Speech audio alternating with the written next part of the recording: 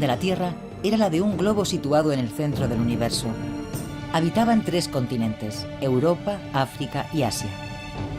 En ese contexto se va a desarrollar una de las aventuras más extraordinarias de la historia.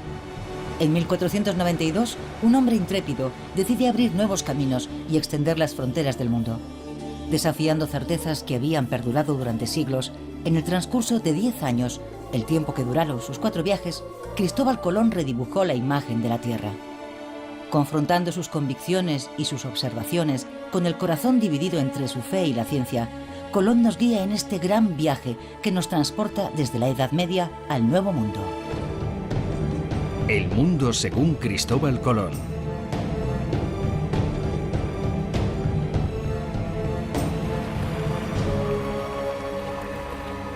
Muy altos reyes. Desde muy corta edad empecé a navegar en el mar y he navegado hasta hoy. El propio oficio en sí mismo inclina a quien lo prosigue a desear conocer los secretos de este mundo. Hace más de 40 años que me dedico a ello. Todo lo que hasta hoy se ha navegado lo he recorrido. Recibí de nuestro Señor el espíritu de inteligencia. En la ciencia del mar me lo dio todo. Me dio manos para dibujar sobre la esfera las ciudades, los ríos, las montañas, las islas y los puertos, todo en su sitio exacto. El sitio exacto es la obsesión de Colón. Especificar los lugares situándolos en el mapa mundi. Nacido en Génova, Colón navega desde los 12 años en la marina mercante. Primero en el Mediterráneo y más tarde en el océano. Desde las costas de Europa en el norte hasta las costas africanas en el sur. Para este experto navegante y apasionado cartógrafo, el mundo que recorre es el descrito en la geografía de Ptolomeo, matemático griego de la antigüedad, cuya obra acaba de ser redescubierta.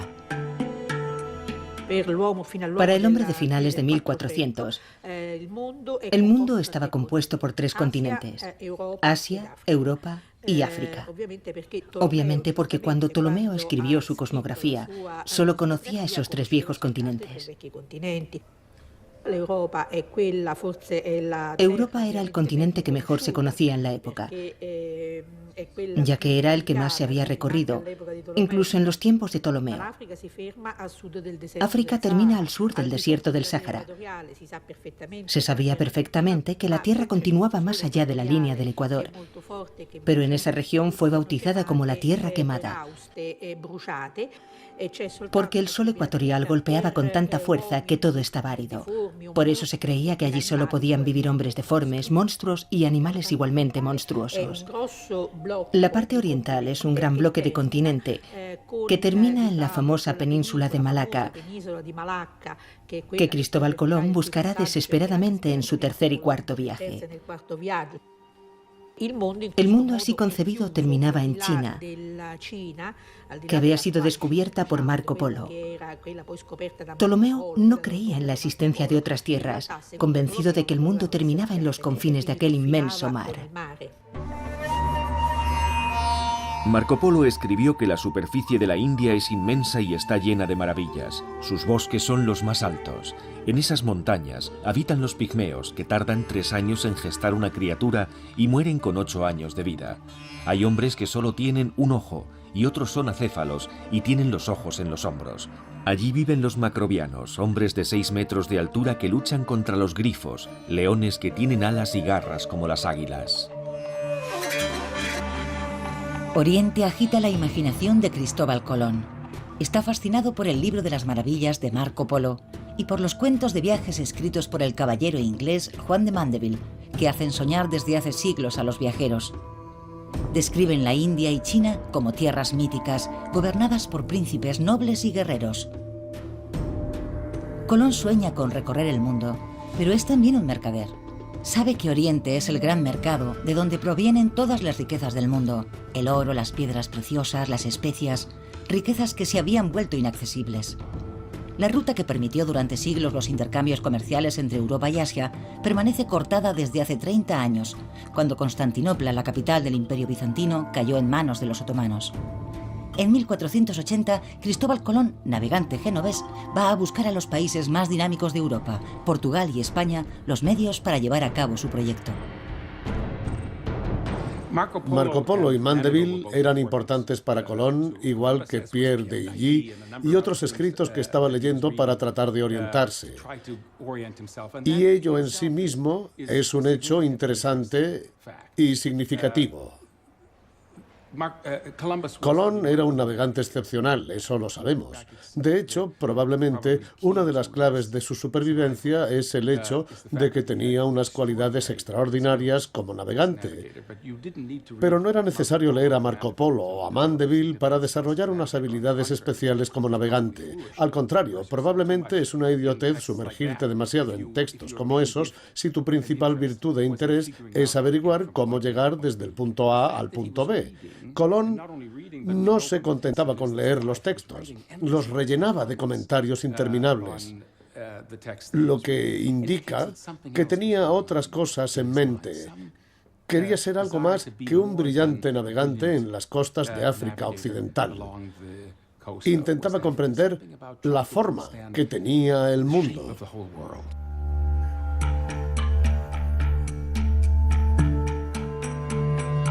A finales del siglo XV sigue existiendo un gran desconocimiento. ¿Cuál es la circunferencia de la Tierra? Los matemáticos griegos de la antigüedad la habían calculado con exactitud, pero en 1492 sus trabajos aún no habían sido redescubiertos hasta que Martin Behem, un cartógrafo alemán, dibuja su globo terráqueo que reúne todos los conocimientos de la época.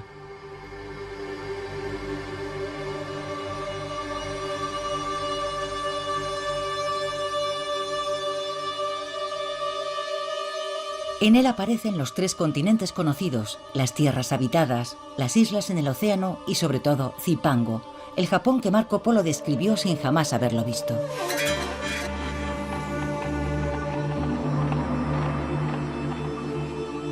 Es esta bola del mundo sobre la que Colón proyecta su expedición. Su propósito es llegar al extremo oriente, a China y a la India pasando por el oeste, siguiendo una dirección que nadie ha osado jamás tomar.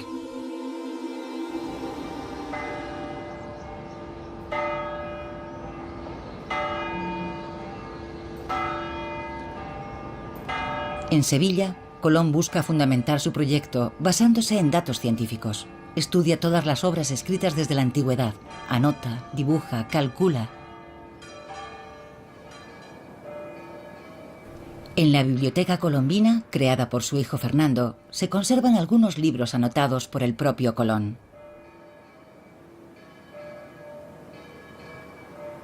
Incluye peculiarmente una carta copiada por su mano del físico Paolo Toscanelli que apoya su proyecto. Lo que es interesante de este libro es que una vez, esto sería evidentemente el libro terminado de Eneas Silvio, y después Colón le añade un cuadernillo de folios escritos por él. Este cuadernillo de folios comienza por la famosa carta de Toscanelli, esto es letra toda de Cristóbal Colón, la carta de Toscanelli anunciando al rey de Portugal que se puede hacer el viaje a la India por el poniente y que se puede llegar también, antes de la India, se puede llegar a la isla de Zipango, en Japón, evidentemente. Ese Zipango mítico del que había hablado Marco Polo en el Milione. Cuando estudia la geografía de Ptolomeo, Colón descubre en el libro una cita con los cálculos de otro matemático griego del siglo II, Marino de Tiro. Su medición de la circunferencia de la Tierra es todavía más pequeña que la calculada por Ptolomeo. Debido a que esa tierra más pequeña encaja mejor en su proyecto, el navegante genovés traza a partir de los cálculos de Marino de Tiro su ruta hacia Oriente. Desde Lisboa a Occidente hay 26 grados, cada uno de los cuales equivale a 250 millas. Esa distancia representa casi una tercera parte de la circunferencia terrestre hasta la nobilísima y gran ciudad de Kinsay, de la que se cuentan cosas maravillosas. Es de todos conocido que Colón calculó mal la circunferencia de la Tierra y su cálculo de la superficie de Asia era también erróneo. Por eso sus estimaciones de la distancia que debía recorrer estaban equivocadas en varios miles de kilómetros, pero si no hubiera cometido esos errores, Colón jamás habría emprendido su viaje. De hecho, hoy sabemos que la gente y los intelectuales de la corte del rey de Portugal y de la corte del rey y la reina de España rechazaron el proyecto de Colón. Y no lo rechazaron porque pensaran que la Tierra era plana o por las leyendas del siglo IX. Lo rechazaron porque los cálculos matemáticos demostraban que Colón había cometido un error monumental en cuanto a la circunferencia del globo y que él y su tripulación corrían el riesgo de morir. Sus embarcaciones no podían transportar el alimento suficiente para un viaje tan largo. Sus temores estaban justificados, ya que Marino de Tiro había cometido dos errores. El primero era considerar que Europa, África y Asia ocupaban 225 grados, cuando hoy sabemos que los tres continentes ocupan solamente 130 grados. Las masas terrestres son, por tanto, proporcionalmente más pequeñas en la realidad que en el globo de Behaim, y la superficie marina mucho más grande. El segundo error de Marino de Tiro estriba en que, según sus estimaciones, la Tierra tiene 30.000 kilómetros de circunferencia, cuando en realidad tiene 40.000. La distancia que separa Europa de la India es, por tanto, 3 veces superior a la que imaginaba Colón.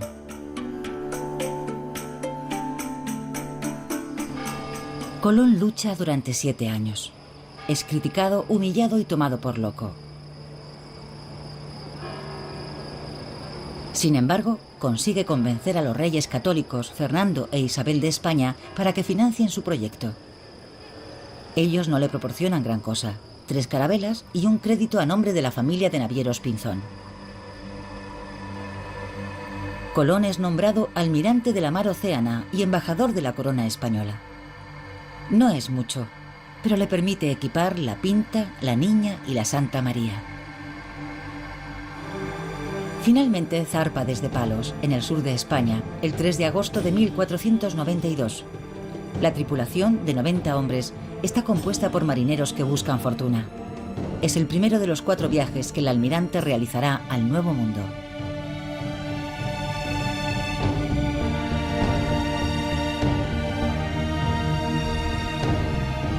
Primer viaje, 1492-1493. Llegar al este por el oeste. El primer viaje de Colón abre una nueva ruta a través del océano que hoy llamamos Atlántico. Todos los navegantes que se han lanzado posteriormente a la gran travesía reviven su aventura. El océano siempre infunde miedo, pero aquellos que lo recorren deben escoger su ruta, jugar con los vientos o contra las corrientes. Marc Tixelin, patrón de regatas de alta mar, lo ha atravesado más de 20 veces.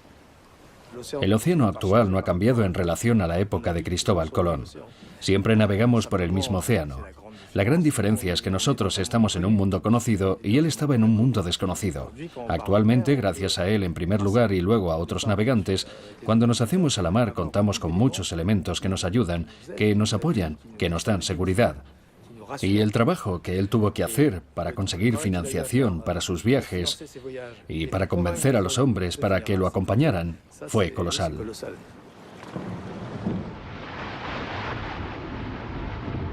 Durante toda la Edad Media, el Océano Atlántico lleva el nombre de Mar de las Tinieblas. Es un espacio misterioso que inquieta y aterroriza a los navegantes. El mito de las columnas de Hércules que marcan en el estrecho de Gibraltar los límites del mundo conocido sigue presente en todas las mentes. Sin embargo, en el siglo XV, algunos se atreven a navegar por la mar Océana a lo largo de la costa. Otros, como Colón, han explorado las Canarias, Madeira y las Azores. En los mapas de la época, al lado de estos lugares reales, hay indicaciones de islas fantásticas que la imaginería de la Edad Media había situado en medio del océano. Brasil, Isla Redonda y Roja, San Brandán, en nombre del legendario monje irlandés, y Antilla, dibujada con forma de bandera y asociada al mito de la Atlántida. Estos lugares fantásticos darán sus nombres a la nueva geografía del mundo. La mayoría de las rutas, por lo general, pasan por las Azores. Lo que haremos es atravesar, evitando las depresiones y los sistemas climáticos europeos clásicos. y luego intentaremos coger rápidamente los vientos alisios si es que están soplando en la zona, ya que eso depende de la época del año en la que zarpemos. Y más de la mitad del viaje navegaremos en los vientos alisios. Colón ha viajado a lo largo de la costa atlántica. Navegante bien informado, ha aprendido a utilizar los vientos que descienden hasta el Golfo de Guinea. Pero es el primero en tener la audacia de seguir los alisios, los vientos regulares que atraviesan el océano en dirección oeste y que hoy día siguen utilizando todos los navegantes. El principio de navegación aprovechando los vientos dominantes en dirección oeste hoy parece algo elemental, pero en aquella época había que creer firmemente en ello, y Colón fue a donde los vientos le llevaron.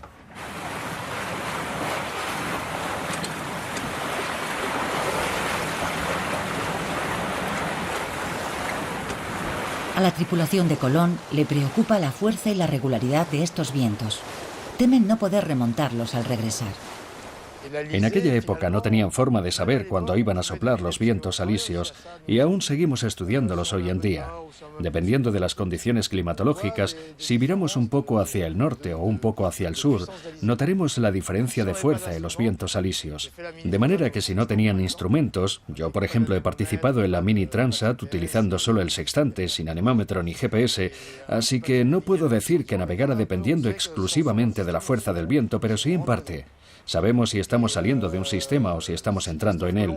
Y si Cristóbal Colón tenía buena memoria, como yo así lo creo, y él y su tripulación sabían enfrentarse a la naturaleza, entonces podían sacar enseguida sus propias conclusiones o al menos ir aprendiendo de la experiencia del día a día, porque su viaje duró mucho tiempo.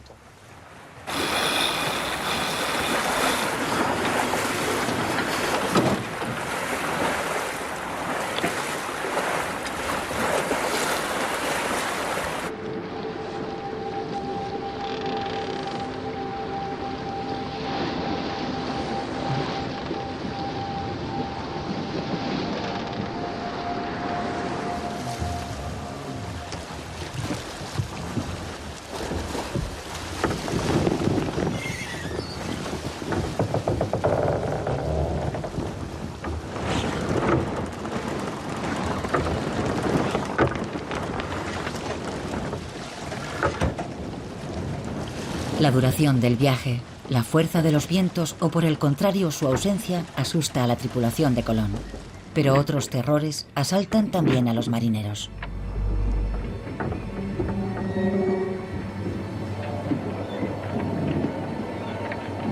Al amanecer nos encontramos con tantas algas que el mar parecía cuajado de ellas y venían del oeste. Y como sabemos que el miedo hace imaginar las peores cosas, los marineros temían encontrarse con una capa tan espesa que no permitiera avanzar a las naves. Para entonces, los hombres ya no podían más y se quejaban de lo largo del viaje. Todos aquellos experimentados marineros han oído historias de barcos atrapados entre las algas a los que jamás se ha vuelto a ver. Ellos son simple y llanamente los primeros en atravesar el Mar de los Sargazos, una extensión de algas que ocupa miles de kilómetros cuadrados en medio del Océano Atlántico. Las 3 carabelas consiguen, sin embargo, atravesarlo, y entonces el viento comienza a soplar de nuevo. Ciertas señales reconfortan a aquellos avezados marineros. Algunas aves se acercan al encuentro de las carabelas, ramas y juncos verdes flotan alrededor de las naves. Después de tan solo 33 días de navegación hacia lo desconocido, una isla se perfila en el horizonte, la noche del 11 al 12 de octubre de 1492. Aunque los marineros bailan de alegría, para Colón no constituye ninguna sorpresa. Para él, la tierra que tiene ante sí es simplemente una de las islas situadas a lo largo de la costa de su destino final, China. Simplemente confirma la exactitud de sus cálculos.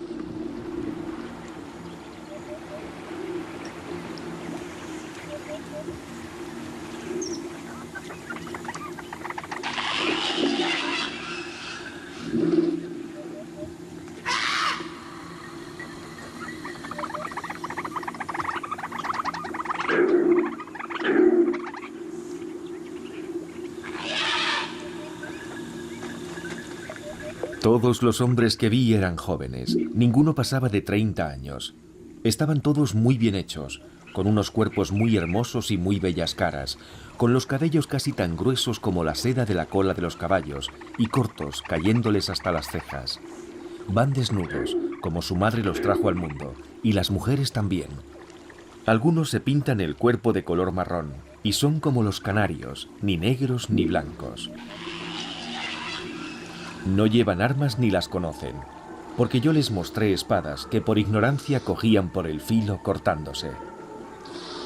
Para ganarme su amistad, les di a algunos unos bonetes rojos y unas cuentas de vidrio que se colgaron del cuello y muchas otras cosas de poco valor que les complacieron mucho.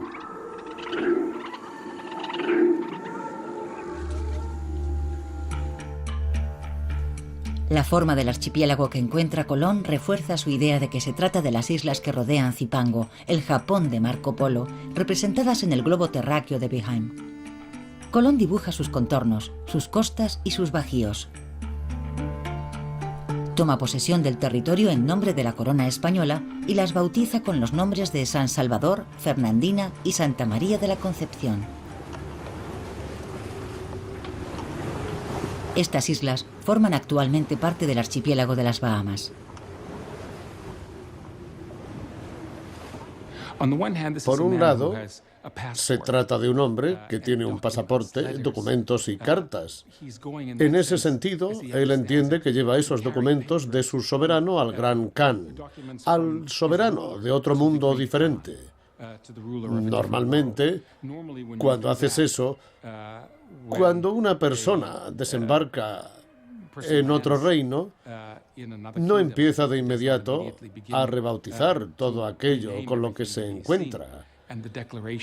Y sin embargo declara el lugar posesión del rey y la reina de España. Por tanto, Colón debió pensar que había llegado a una región apartada, extraña, que no estaba defendida, al ver que sus habitantes estaban indefensos. Se trataba de un grupo de islas sin defensa y Colón debió pensar que podía tomar posesión de ellas para él mismo o para sus patrocinadores reales. Para él, el control de aquel territorio representaba un punto estratégico para un encuentro que se auguraba mucho más complicado con las fuerzas de Japón, Zipango y el Gran Khan. A medianoche levé anclas para ir a la isla de Cuba, que por lo que he oído a los indios es muy grande, tiene un gran comercio y está bien provista de especias. Si es como me han dicho los indios, se trata de la isla de Zipango, de la que se cuentan cosas maravillosas, y que de acuerdo a las esferas, las pinturas y mapamundis que he visto, está situada en estos parajes. Cuando descubre Cuba, Colón piensa en principio que es Zipango. Pero al continuar navegando hacia el sur, se encuentra con otra isla que los indios llaman Cibao, y es también muy grande y está muy poblada. La bautiza con el nombre de la Española. Es actualmente Haití y la República Dominicana. Al descubrir esta isla, Colón cambia de opinión. La Española es entonces Japón y deduce que Cuba es el extremo de la parte continental de Asia.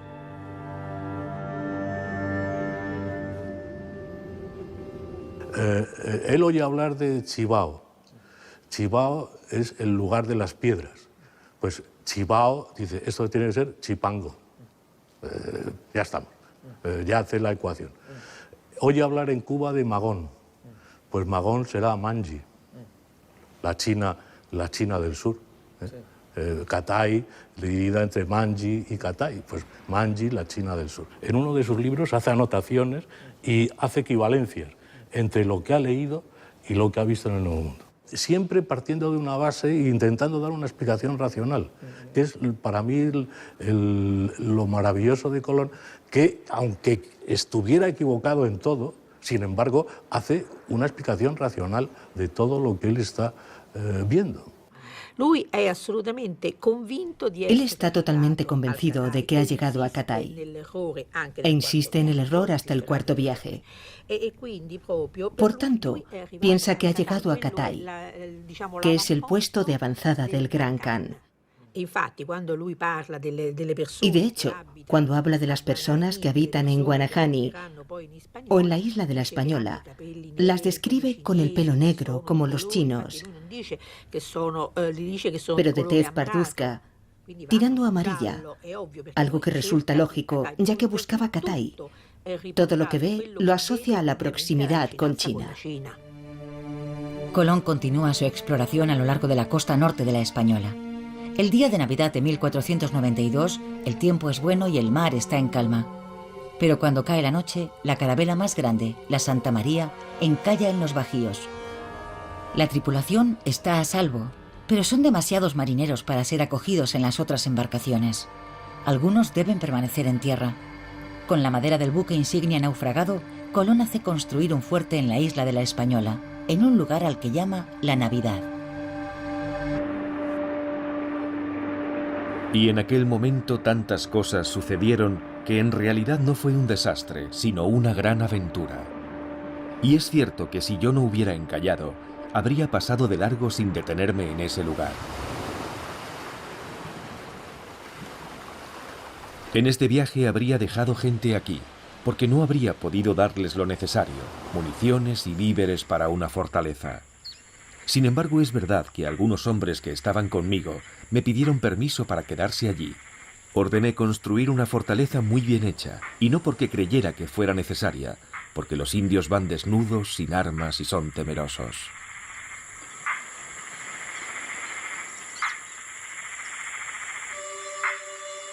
Armados con fusiles de pólvora que aterrorizan a los indios, 39 españoles se establecen en el fuerte de la Navidad.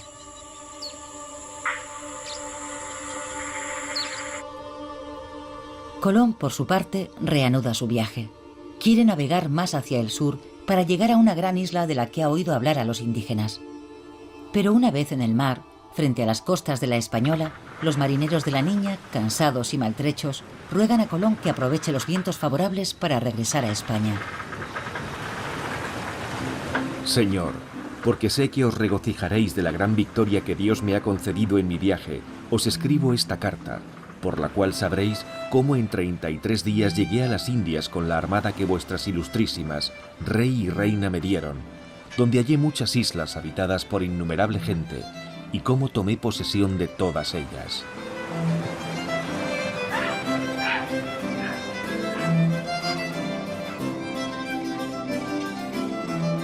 Colón regresa a España con las pruebas materiales de su éxito. La carta en la que anuncia que ha abierto una nueva ruta hacia Asia y el océano es navegable recorre las capitales europeas. Los soberanos españoles reciben a Colón como un vencedor. A Fernando e Isabel les llega entonces el turno de mostrarse impacientes. Temen que otros países puedan tomar posesión de los nuevos territorios antes que ellos. Colón ha invertido 7 años en preparar la primera expedición, mientras que la segunda se organiza en menos de 5 meses.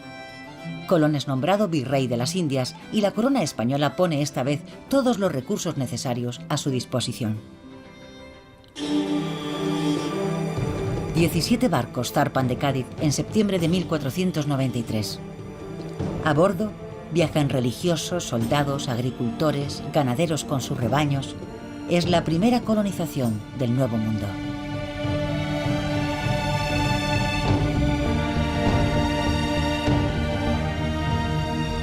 Merced a las indicaciones de los indígenas y a los datos obtenidos durante su primer viaje, Colón traza un rumbo sudoeste que lleva a sus carabelas hasta las Antillas Menores. Segundo viaje 1493-1496 con destino a las Indias. Colón arriba a las costas de Guadalupe, pero pronto tiene que volver a zarpar para reunirse con los hombres que ha dejado en la Española y han fundado una colonia allí.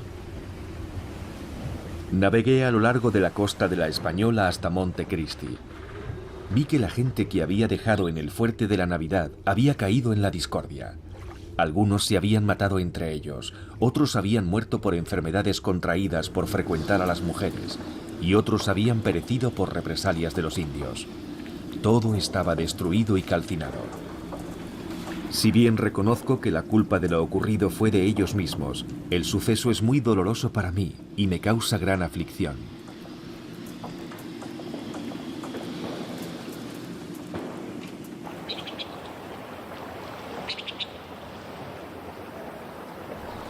La primera experiencia real de convivencia entre españoles e indígenas ha acabado en un baño de sangre.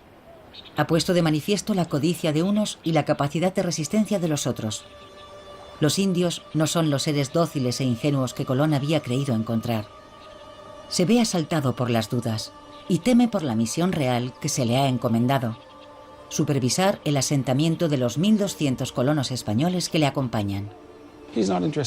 Colón no pretende convertir a la población local. Quiere tomar el control. Solo intenta comprender y negociar, en un contexto difícil, con una población de la que ignora la lengua y las costumbres, y cuya cultura no comprende en absoluto. Su principal objetivo es sobrevivir a ese encuentro y sacarle el mayor provecho posible. Y lo que interesaba a Colón por encima de todo no era la religión, sino los metales, concretamente los metales preciosos. La tierra del Nuevo Mundo rebosaba de oro, y por desgracia, a ojos de los europeos, el oro constituía la más valiosa de las riquezas. Y así fue como comenzó todo.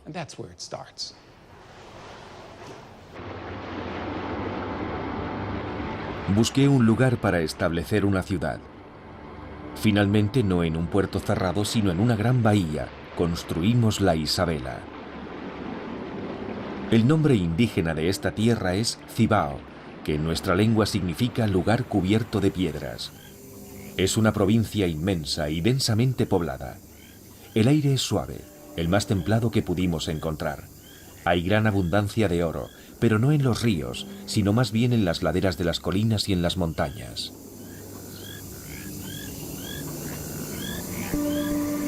En un punto que a la postre resultará poco adecuado, el almirante funda en 1494 la primera colonia del Nuevo Mundo. Los españoles desembarcan con un propósito claro: tomar posesión de las tierras y someter a los indios, aunque Colón es partidario de que españoles e indígenas trabajen codo a codo. Se origina entonces un largo conflicto sobre la administración de la colonia, empañando la imagen de Colón incluso en España. El almirante abandona entonces la española, que él todavía toma por Japón, y zarpa para continuar su exploración del continente asiático.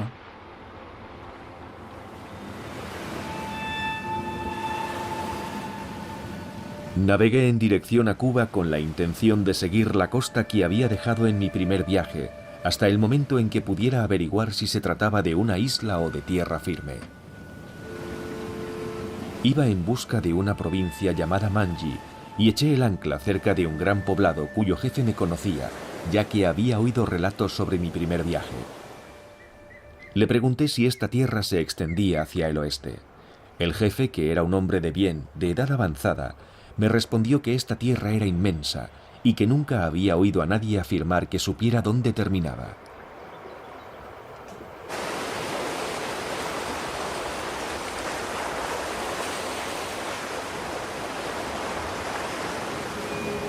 A Colón le habría bastado continuar su rumbo durante unas pocas millas más para descubrir que Cuba es en realidad una isla.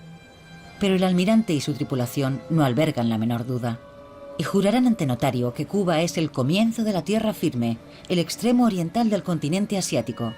El almirante zarpa luego rumbo a España con una idea ya en la mente: emprender rápidamente un tercer viaje más al sur, hacia las Indias. Tercer viaje, 1498-1500, otro mundo. El mundo en expansión despierta el interés de las grandes potencias marítimas. España y Portugal llegan a un acuerdo mediante el Tratado de Tordesillas.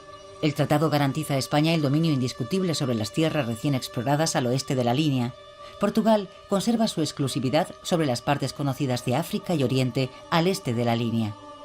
Pero aquella línea le atribuirá más adelante el territorio de Brasil. Gracias a este acuerdo, el rey de Portugal autoriza a Colón a zarpar desde Cabo Verde. En junio de 1498, al mando de 6 carabelas, toma un rumbo mucho más al sur y navega cerca del Ecuador. El 31 de julio, pensando que ha llegado a la punta más lejana de la India, arriba a las costas de Sudamérica.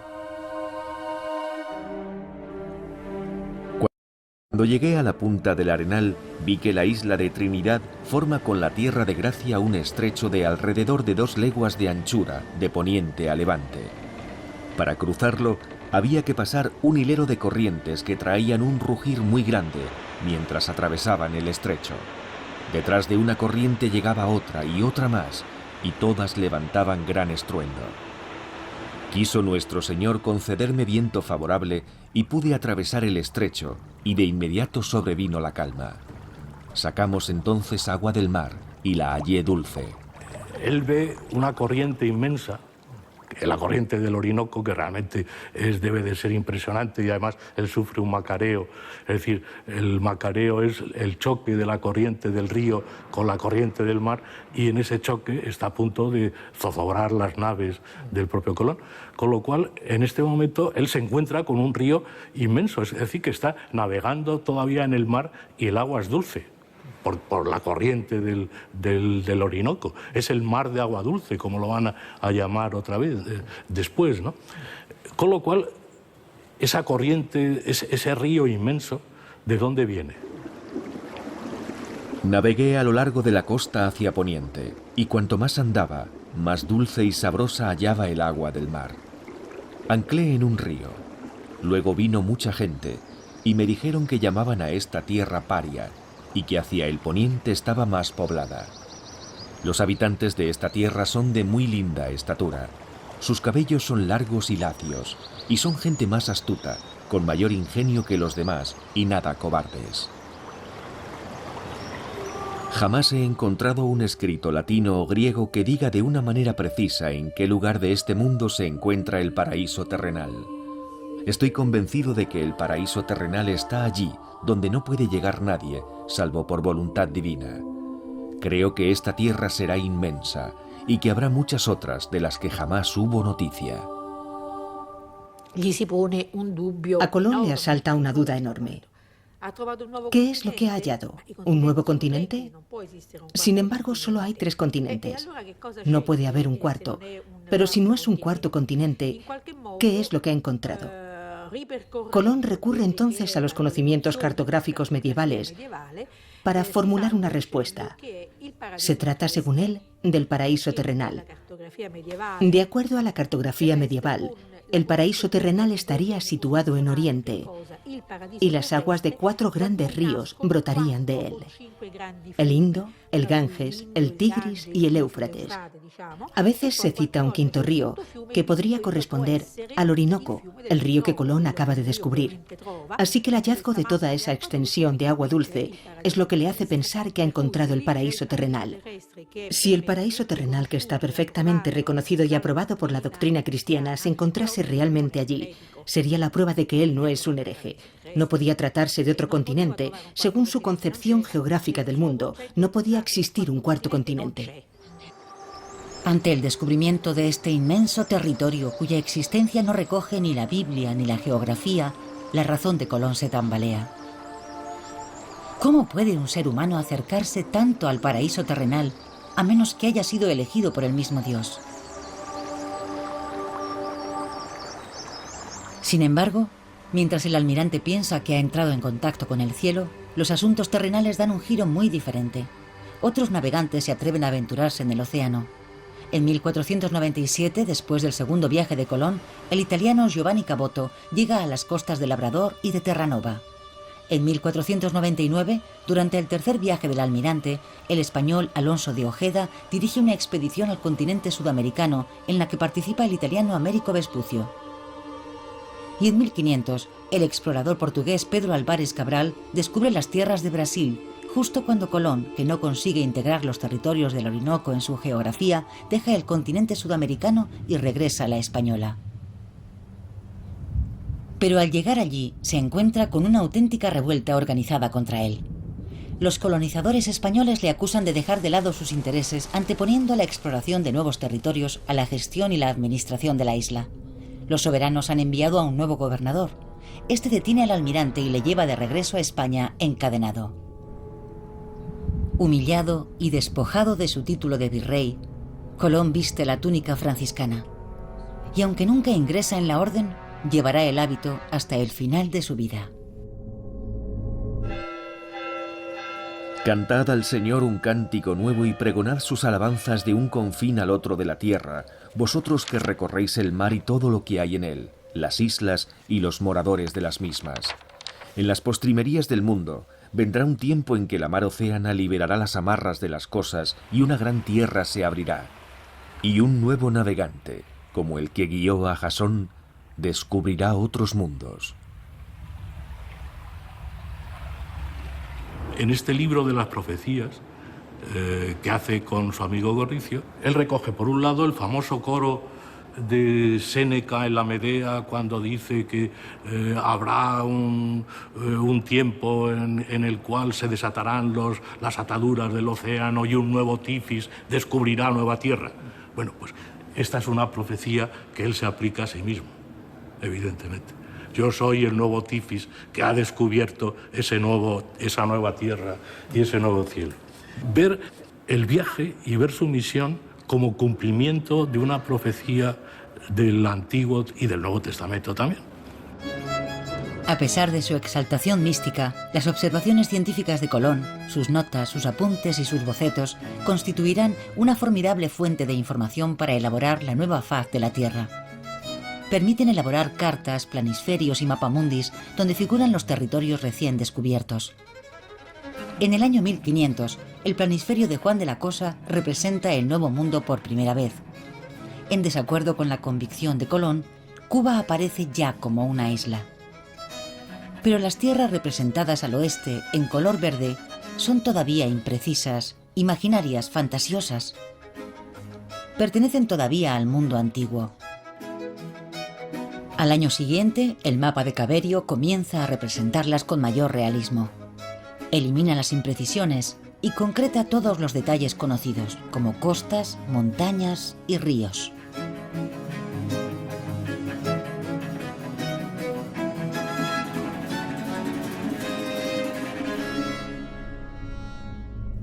Colón es un alma atormentada.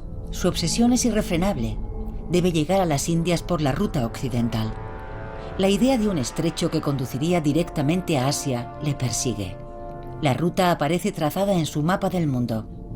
La península de Malaca, descrita por Marco Polo, China y finalmente la India.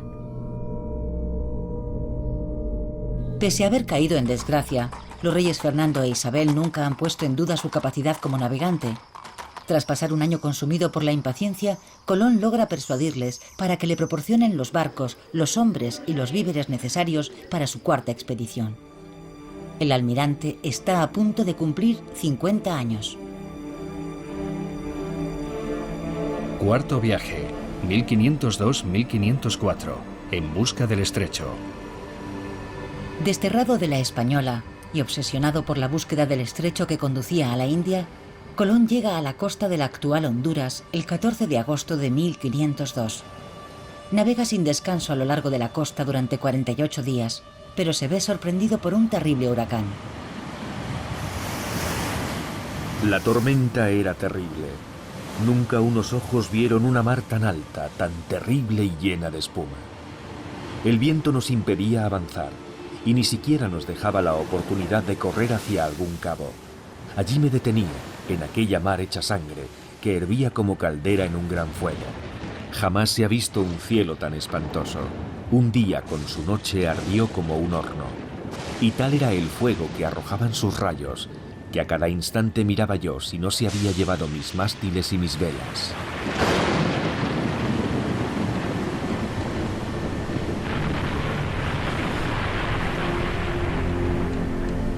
Colón costea el litoral de la actual Costa Rica, pero no se detiene.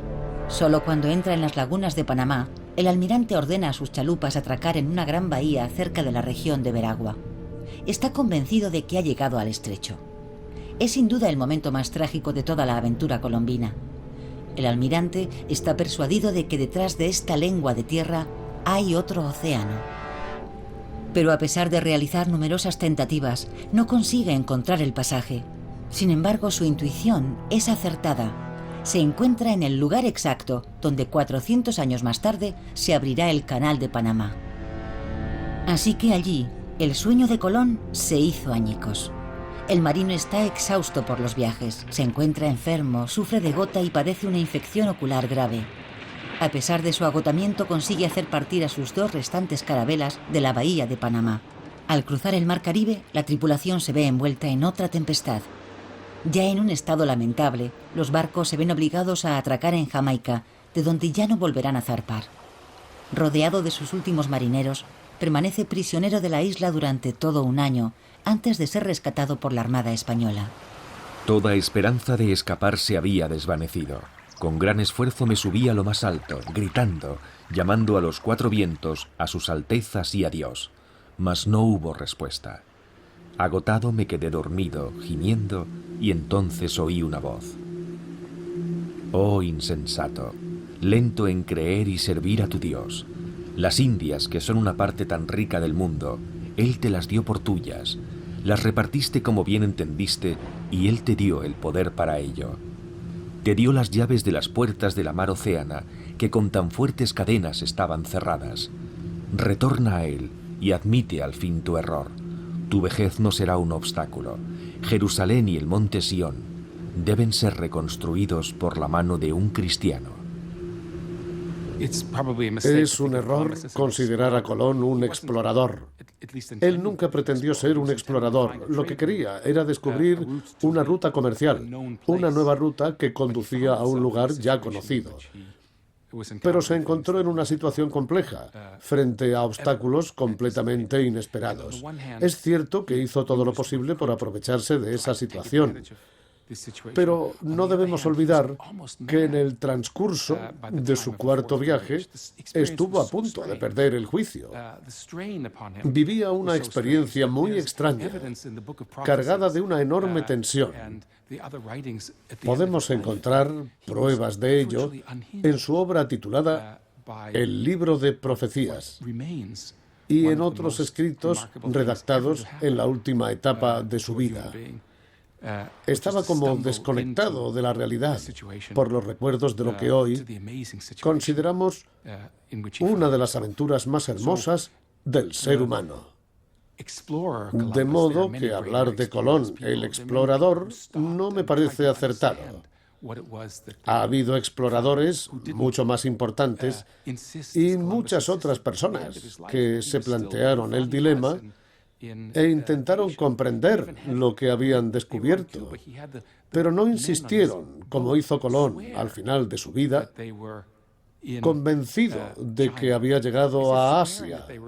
Incluso cuando llegaron a Cuba, obligó a sus hombres a jurar que estaban en China, como si el simple hecho de decirlo bastara para hacer de ello una verdad. Ese no es el comportamiento de un explorador moderno, pero Colón tenía ese anhelo y una curiosidad sin límites. Era consciente de la grandeza de su empresa, pero no fue capaz de asimilarlo. Era una experiencia demasiado fuerte y perturbadora. En 1506, tras regresar a España, Colón muere sin haber completado el proyecto de toda una vida. Nunca llega a la Asia de sus fantasías, y ni la religión ni la ciencia le han proporcionado las respuestas que buscaba. Sin embargo, su trágico fracaso quedará en nuestro imaginario colectivo como una de las mayores aventuras de todos los tiempos. Hacia el Nuevo Mundo. En 1502, el mismo año en que Colón realiza su último viaje, el mapa de Cantino marca una nueva perspectiva en la representación del mundo. Aunque las nuevas tierras no están aún situadas con precisión, el contorno de las islas aparece claramente dibujado. Se señalan las ciudades y los puertos y aparecen las primeras banderas. En este mapa portugués, el cartógrafo ha hecho hincapié en los territorios de la futura Brasil que muestran la riqueza de su flora y su fauna. La representación de los viejos continentes se afina. El trazado de África se hace más realista. Figuran los relieves y los pueblos, y las poblaciones aparecen por fin representadas. En cambio, la costa oriental de Asia, que ha sido el objetivo primordial de todas las empresas de Colón, sigue mostrándose incierta, vaga, prácticamente inexplorada. 5 años más tarde, el cartógrafo Waldseemüller dibuja el mundo como una proyección cónica. Las nuevas tierras aparecen representadas en un espacio mucho más extendido en comparación con el viejo sistema tolemaico. Por fin se distinguen de las de Asia. El nombre de América, inspirado en Américo Vespucio, el primero en explorar el continente sudamericano, aparece por primera vez.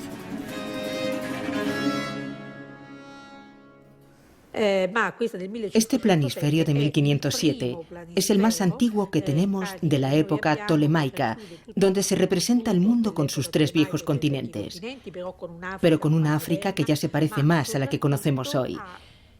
Y sobre todo, un nuevo continente, un nuevo mundo que Valsmola, el cartógrafo, bautizó con el nombre de América. Estamos en 1507. La única parte conocida es la descubierta durante el tercer y cuarto viaje de Colón, por los viajes de Martín Alonso y de otros españoles en el norte, y por los viajes de Cabral y de Vespucio a Brasil. Esta parte del mundo se convertirá a partir de entonces en la América portuguesa. Habrá que esperar hasta 1523 para que Giovanni Vespucio, sobrino de Américo, dibuje un mundo atravesado por doquier por intrépidas carabelas. Las expediciones marítimas se multiplican, alejando lo misterioso y lo desconocido. Y la costa sur del Istmo de Panamá, la que Colón no pudo franquear, se representa con gran precisión. Y al atravesarlo, se descubrirá otro océano al oeste de estas nuevas tierras. Hoy lo conocemos con el nombre de Océano Pacífico. En el atlas dibujado por Cabot en 1540, la nueva geografía del planeta se hace más rotunda y el continente americano asume el lugar que le corresponde. Sus contornos toman forma, sus relieves se marcan y sus espacios se pueblan, a pesar de que las zonas aún inexploradas se designan como terra incógnita. El nuevo océano, que entonces todavía se le conoce como el Mar del Sur, empuja las viejas tierras de Japón y Asia hacia el extremo oeste del mapa. No subsiste la menor duda, el Nuevo Mundo es una entidad totalmente separada del continente asiático. Pero habrá que esperar hasta finales del siglo XVI para que sea finalmente considerado y representado como un continente en sí mismo. El mundo antiguo de Colón se derrumba al enfrentarse a esta nueva realidad. Otro mundo, inimaginable, le ha bloqueado el paso. Sin embargo, sus viajes abren el camino a un nuevo mundo, el nuestro.